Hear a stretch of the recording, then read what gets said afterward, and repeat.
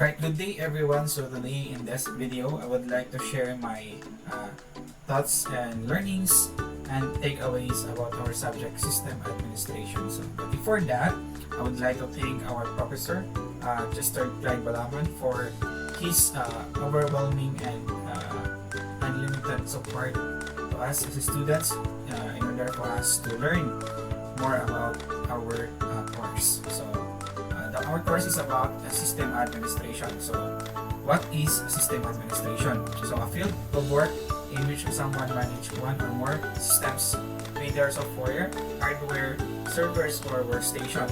Its goal is to ensure the system are running effectively. So we have a task 8 all in all. So the first task that we are able to do is setting up with virtual machine. So setting up a virtual machine is a platform virtualized software. It allows the user to extend existing computer to run multiple operating systems, including Microsoft Windows, Mac OS, Linux, and Oracle Solaris at the same time. So our virtual machine is Oracle Virtual Media VirtualBox. So the next task is downloading and set up Windows Server 2016. So as for the record, what is Windows Server 2016? So it is a Microsoft Server operating system. It was especially developed to serve as a platform for running network application. So the next task is configure Windows Server 2016. So in this task, we're able to install VirtualBox Guest Edition. So what is Guest Edition?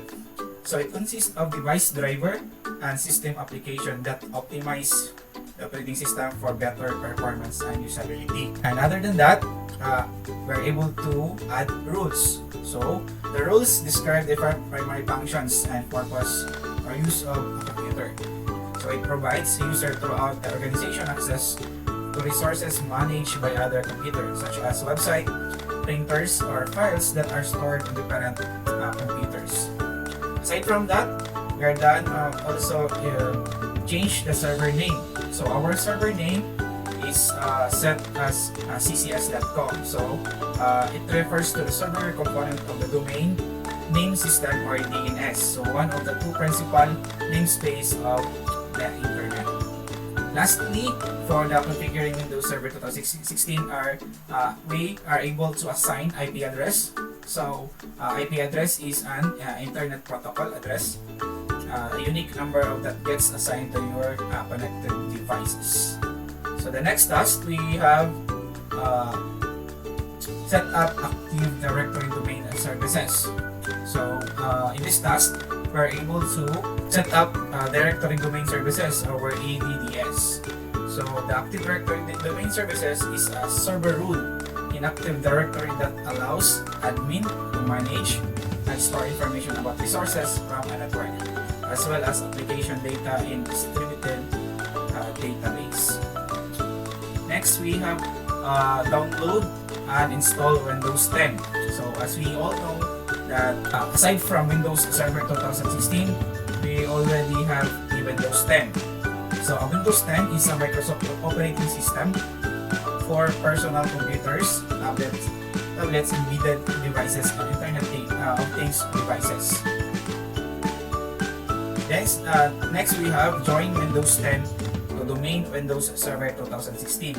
So in this task, we encountered a little difficulty on joining the Windows 10 to domain Windows Server 2016. However, we are able to do that in time.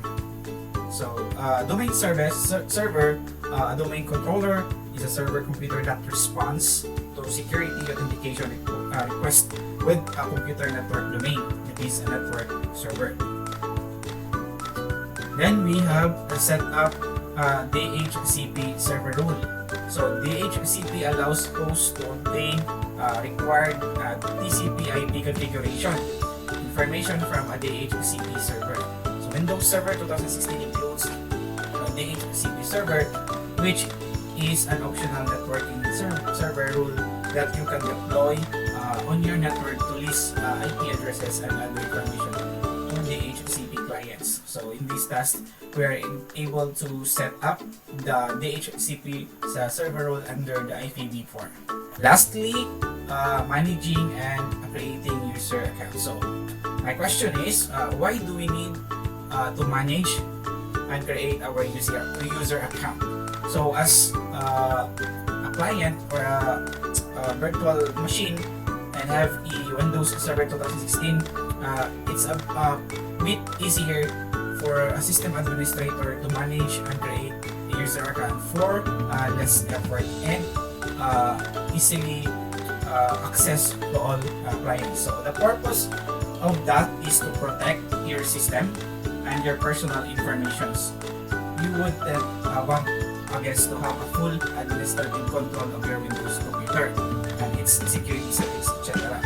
You can also set up accounts to protect users themselves. So, as I mentioned earlier, it is important for a system administrator to manage and create different accounts and assign to respective clients to protect the system itself and the personal information of the user of that specific machine. So that's all that we have learned in our course, which is system administrations. And thank you for watching, and have a great day, everyone.